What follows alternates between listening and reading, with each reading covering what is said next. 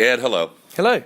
We are here to represent the radio industry to give you the congratulations and awards for carrying our format and our radio station single-handedly for 6 months.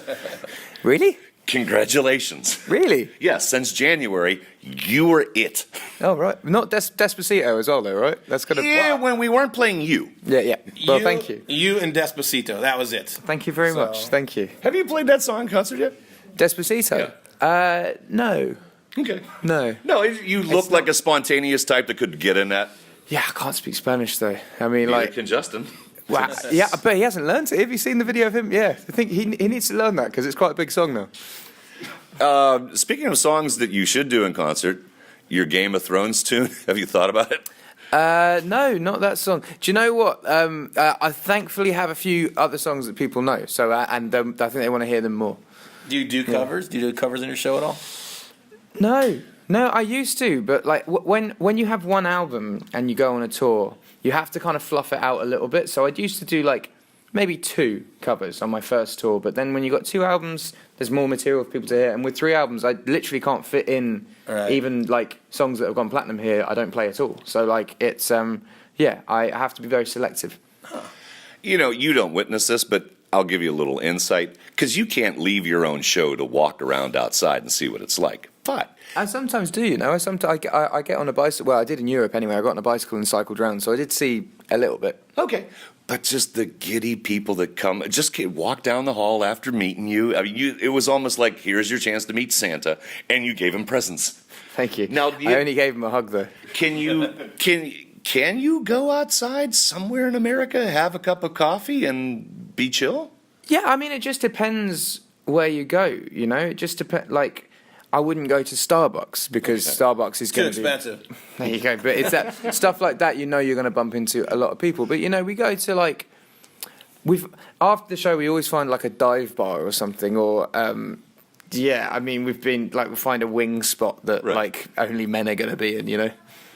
Where you don't get mobbed at all. Let me ask you this. Do you still work with Elton John? Yeah, of course. So you're friends with Elton John? Yeah.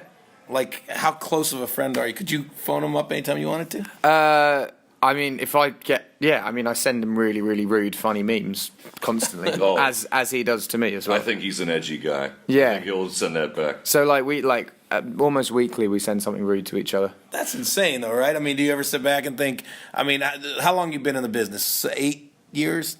Yeah, professionally, like, getting paid 7 years. Yeah, isn't that crazy that you're, like, friends with... one of England's greatest ever. Yeah, icons. but he was one of the first people to actually ever show me any love. Like, he's always on the new acts. Like, he's like, if there's a new artist coming out, like there's a artist called Anne-Marie in England that is signed to his management, and she's just suddenly blown up. But he's been on Anne-Marie for, since he took me on, he's had Anne-Marie. So 8 years. So he's really on top of what's going on over there. Wow. Why Tiny Dancer? Why would you sing that? I mean, there's so many other fist pumpers in the Elton John catalog. It sounded cool to sing. Okay. Singing to Candle in the Wind. Doesn't really... Saturday Night's All Right for Fun. Singing to Saturday Night's All Right for Fun. Do you know? By the way, 90 is kilometers, right? Yeah, of course. Well, here in America, that means you're a psychopath. That's 90 miles an hour. Yeah, but it only actually is like 60 miles an hour, which is, the legal speed limit in England. The roads are not accommodating to go that fast, though. What, in England? Yeah. You're out there going to your castle. It's a 1-lane road that's been there for 1,000 years, and you're going... Have you ever been to Suffolk? No. Well, then you're not qualified, are you? So, some of them are very thin. Okay. But, like... I watched the beginning of Lawrence of Arabia. That's what happens. No, but you know what it is? We don't have these monster trucks over here, with the huge wheels that like Americans get in, and that's why you think our roads are small. Okay. I drive a Mini. It fits. Oh, okay. Yeah. All right. And it wouldn't get up to 90 miles an hour. Yeah. No, okay. How often do you get back? Not enough, man. Not enough. You miss it, or you? Yeah, of course, man. It's like if I took you. Are you from Columbus, Ohio? Yeah. If I took you away from Columbus, Ohio, and stuck you where I'm from for a year, for the first month, as I've been in America, you're just like, yay, I love it. But then you just get homesick, man. Like, I've got all my family and friends there. The beer's better. The food's better. It's like, right, because it's home. Yeah. So I completely agree. Why is the beer better? I mean, because I went for the Olympics. Yeah. A couple years ago, man, and I did not love the beer, and every bar had the same food. It was all fish and chips, every single bar. Yeah, man, you that's love the it, huh? shit. Yeah, no. So, well, the beer. You guys don't really do ale like we do ale. We do like warm, yeasty ale, which like you guys aren't like too fond of. You like your Coors Light and your Bud Light, and I wouldn't class that as beer. No, you guys think it's water. Yeah, but like so back where I live, like my mate's dad brews the local beer that they have in the pub. Like it's that kind of local thing, and it's just. You know, you can drink 10 pints of that and feel fine. Whereas if you drink 10 pints of Stella, you're dead. Yeah. Speaking of from home, The Sun is a tabloid magazine, right? Yeah. How reputable was any information in it?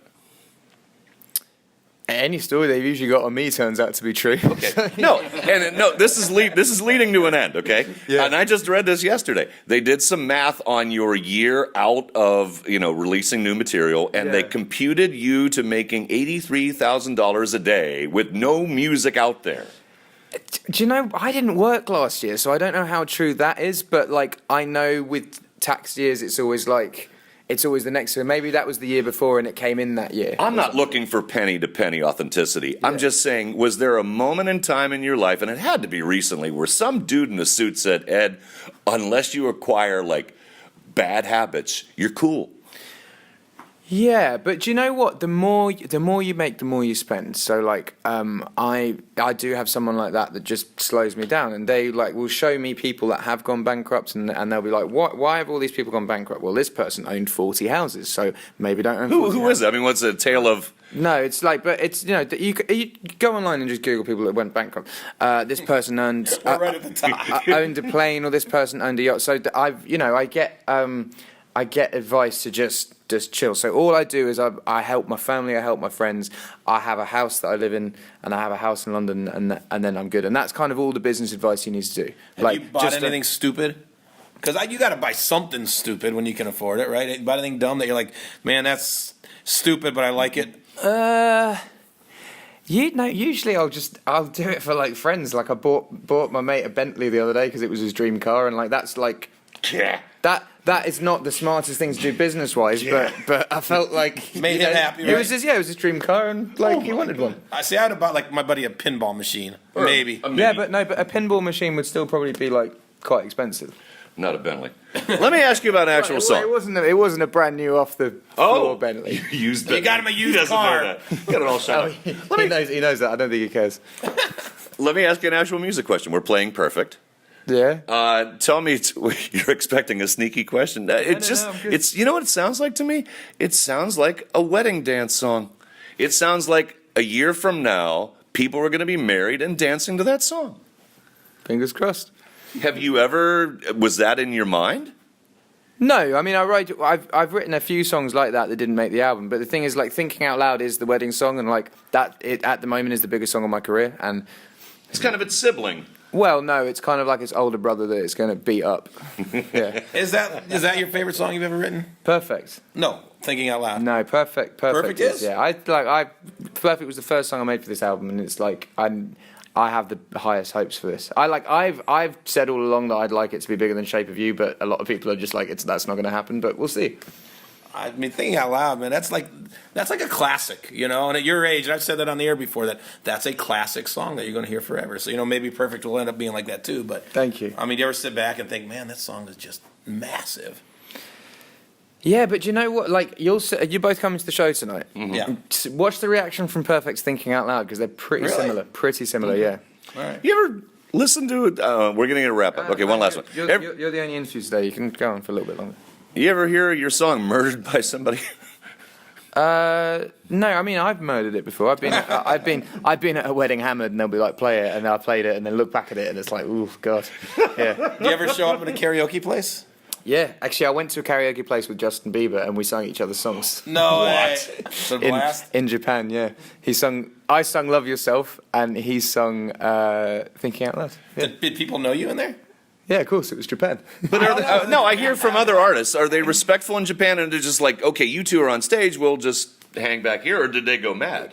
No, it was super respectful. Yeah, Japan's a very respectful, polite place.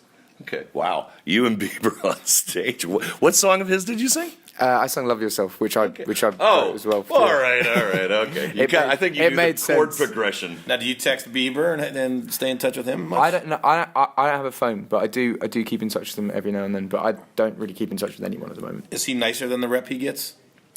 Yeah, but man, like I've known him for a while. I've known him since like 2000. I first met him in 2011, and I've seen him kind of go through certain things. But he got out the other side of that pre-purpose, pre us doing "Love Yourself." He like turned a page. Like he's a really really good kid and completely sober, doesn't touch anything. Like he's good. Ed, it's easy to cheer you on. All the best in the future. Thank you so much, man. Thank you. Good seeing you, buddy.